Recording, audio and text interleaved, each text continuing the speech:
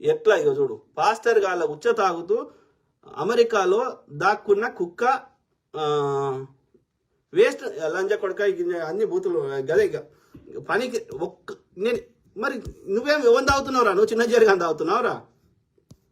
నేను పాస్టర్లకు సంబంధం లేదు. ఇది ఒక హత్య అనేది అది అది తప్పది. హిందువులను చంపింది కూడా మాట్లాడుతున్నాం కదా. హిరేన్ పాండ్యా అనేటోడు పాస్టర్ కాదు కదరా. సంజీవ్ భట్ అనేట ఆయన కాశ్మీరీ పండిత్ కదరా. వాళ్ళు హిందువులే కదా. హిందువుల మీద కూడా మాట్లాడుతున్నాం కదరా. ఈ ఉన్మాదులకి, టెర్రరిస్టులకి, తీవ్రవాదులకి, ఈ సనాతన అధర్మ ఎడ్డినా కొడుకులకి, ఈ బీజేపీ ఆర్ఎస్ఎస్ ఫేక్ ముండా కొడుకులకి, విద్వేష పురుగులకి వాళ్ళ యొక్క దోపిడిని, అన్యాయాన్ని, వివక్షని ఎవడు ప్రశ్నించినా వాళ్ళని ఇబ్బంది పెడతారు. అది మతానికి సంబంధం లే. మరి నేను హిందూనే కదరా. చెత్త నా కొడుక. బెంజమిన్ అభిలాష్ హరాలా, బీజేపీ హటావో దేశ్ బచావో, it's not at all a secular party. At Raj brother, మీరు సూపర్ గా అనాలిసిస్ చేస్తున్నారు brother. Thank you brother, thank you. Secular అంటే అదేదో భూత పదం లెక్క క్రియేట్ చేసే ప్రయత్నం చేస్తున్నారు. మరి నేను అదే అడిగిన అమర ప్రసాద్ గారిని, మరి ఏం చేద్దాంరా, భారతదేశంలో ఉన్న సిక్కులని, బుద్ధిస్టులని, క్రిస్టియన్స్ ని, ముస్లింస్ చంపేద్దామరా అని అడిగిన.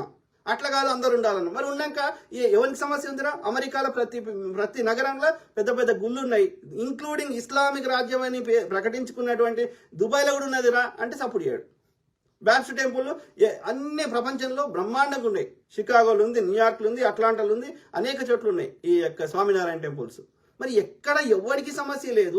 అమెరికాలో 200 దేశాల నుంచి అనేక భాషల వారు, అనేక మతాల వారు అందరు అన్నదమ్ములు లెక్క ఒకే చట్టం పాటిస్తూ బతికినప్పుడు అక్కడ ఎవరికి సమస్యలు రానప్పుడు, మరి హిందువుల కోసమే అవతరించినటువంటి తల్లి కడుపులకు గర్భం నుంచి రానటువంటి అయోజనటువంటి అవతార పురుషుడు వచ్చినాక ఈ యొక్క భారత పోలీసులు నీచేలు ఉండంగా, ఆర్మీ నీచేలు ఉండంగా, ఈ యొక్క అన్ని యొక్క ఇన్వెస్టిగేషన్ సంస్థలు అన్ని నీచేలు ఉండంగా, సిబిఐ, ఈడీ, ఎన్ఐఏ, రా ఇట్లాంటి అన్ని ఉండంగా, హిందువుల యొక్క పారామిలిటరీ దళైన ఆర్ఎస్ఎస్ ఉండంగా, ఇంతమంది ఉండంగా, 11 ఏళ్ల నుంచి నువ్వే అధికారంలో ఉండంగా 10% కూడా లేనిటువంటి అన్య మతస్థుల నుంచి నీ 84% ఉన్న హిందువులకు ఎందుకు థ్రెట్ వస్తుంది?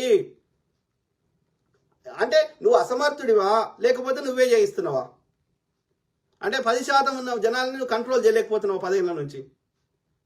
చెప్పండి. పుల్వామా దాడి ఎవరి హయాంలో అయింది?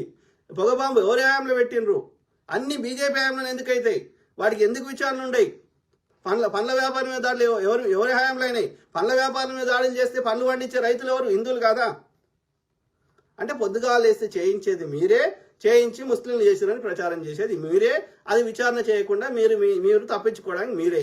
ఎవడు ప్రశ్నిస్తే వాని మీద పర్సనల్ అటాక్ చేస్తాము, చంపుతాము, జైల్లో పెడతాము, లేకపోతే వాళ్ళ పిల్ల దగ్గరికి వస్తాము, లేకపోతే ఇంకా క్యారెక్టర్ అసాసినేట్ చేస్తాము, లేకపోతే భయభ్రాంతులకు గురి చేస్తాము. ఇట్లా అంటే మీ యొక్క అరాచకాన్ని ఎవడు ప్రశ్నిస్తే వాడిని ఇట్లనే చేస్తామంటే ప్రకృతి ఊరుకోదు కదరా. మేము కొట్లాడే అన్ని ద్వారా కొట్లాడతాము. అది ప్రజలకు అవేర్నెస్ క్రియేట్ చేస్తాము, కేసులు వేస్తాము, ఇంకోటి చేస్తాము. కానీ మాకు తెలుసు చట్టంలో మాకు న్యాయం దొరకదని. ఎందుకంటే ఆ చట్టాన్ని దుర్మార్గులు చేయలేబెట్టుకున్నారు కాబట్టి. కానీ ప్రకృతి చట్టం అయితే ఊరుకోదు. ఈ చట్టాన్ని నీకు ఇన్ఫ్లుయెన్స్ చేస్తావేమో ఈ కోర్టులని, ఇంకోటి. కానీ ఆ పైన ఉన్న కోర్టుని అయితే ఎవరు నువ్వు ఇన్ఫ్లుయెన్స్ చేయలేవు కదా. నువ్వు అట్లా అనుకుంటే వాజ్పేయి బతికేటోడు, సావర్కర్ బతికేటోడు, గోల్వాల్కర్ బతికేటోడు, ఇంకోడోడు బతికేటోడు. ఇక భూమి ఉన్నంతకాలం మోడీ, అమిత్ షా సావరు. అది సాధ్యమా? మోడీ వాళ్ళ అమ్మ చచ్చిపోలేమన్నా? మరి ఆపేది ఉండే మోడీ ఈ చిన్నజీఆర్ గాడు ప్రార్థనలు చేసి చిన్నజీఆర్ గాడు చావడు. కాబట్టి ప్రకృతి మీ కరుగాచి వాత పెడుతుంది.